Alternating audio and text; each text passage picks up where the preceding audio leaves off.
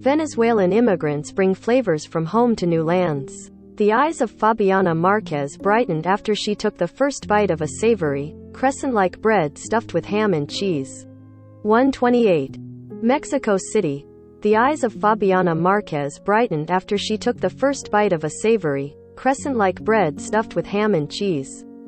Memories flooded her mind. The Venezuelan immigrant hadn't eaten a cachito in almost 5 years until she stumbled across a vendor outside her country's embassy in. Marquez left her South American homeland in 2017 amid a social, political and humanitarian crisis that has now driven more than 6 million to migrate across the continent and beyond. She has worked as a nanny, housekeeper, waitress and at other jobs to make ends meet, mostly in outlying parts of Mexico.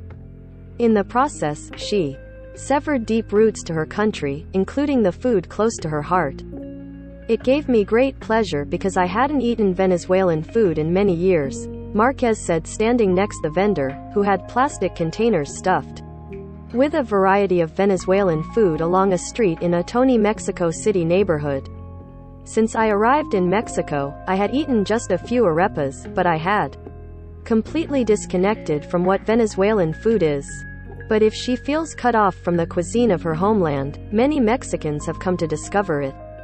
The Venezuelan diaspora has brought shops selling arepas, stuffed corn cakes common to that country and neighboring Colombia. They also are increasingly filling their fellow immigrants yearning for cachitos, empanadas and pastelitos while earning much-needed money. Many of the shops are concentrated in the trendy Roma neighborhood, but they've also emerged in middle and working-class districts, as well as cities such as Cancún and Acapulco, Puebla and Aguascalientes, Metepec and Culiacán. Nelson Banda used to own a clothing factory about 80 miles west of Caracas, Venezuela's capital, and sold school uniforms across the country. But as soaring production costs due to inflation ate up any profits, he closed shop a year and a half ago, sold off equipment and joined relatives in Mexico City. Banda sells about 80 empanadas and 40 cachitos a day outside the Venezuelan embassy. Clad in a windbreaker with the colors of his country's flag, he also sells the non-alcoholic malt drink that is a staple at the Venezuelan breakfast table. Most of Banda's customers are people like Marquez who must visit the embassy, but he also has regulars. They feel the warmth of Venezuela when they see these foods. Banda said, "Here, there is a large Venezuelan community, and well, among the community, everyone tries to survive. Everyone sets up their own business in their own way and sells what they can."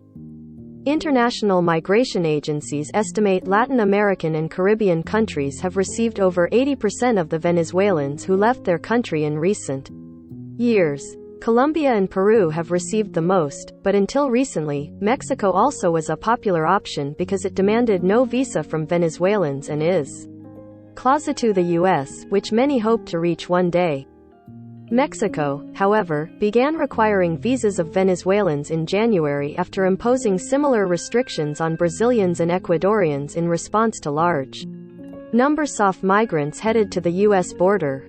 In December, U.S. officials stopped Venezuelans nearly 25,000 times on the border, more than double September's count and up from only about 200 times the same period a year earlier.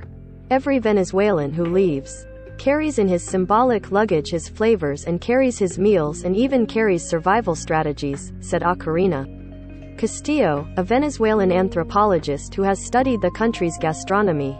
She noted that for many Venezuelan migrants, the first thing they look for to survive is the possibility of selling arepas, golfeados, empanadas, the possibility even of selling their regional cuisines. Recent immigrants face increasing competition for jobs in host countries, in part because of the pandemic. Many also arrive with fewer resources and are in immediate need of food, shelter and legal documentation, according to the UN High Commissioner for Refugees. Like many immigrants before them, Venezuelans are taking their food to across the world, from the streets of Chile to Japan and South Korea. Arepas have also entered the world of fusion cuisine. A cookbook recently published by the UN High Commissioner for Refugees includes a recipe for Dominican Venezuelan arepas stuffed with black beans, pork rinds and cheese. They were created by a Venezuelan man who resettled in 2016 in the Dominican Republic and became a gastronomy, when it travels, has two roles, Castillo said.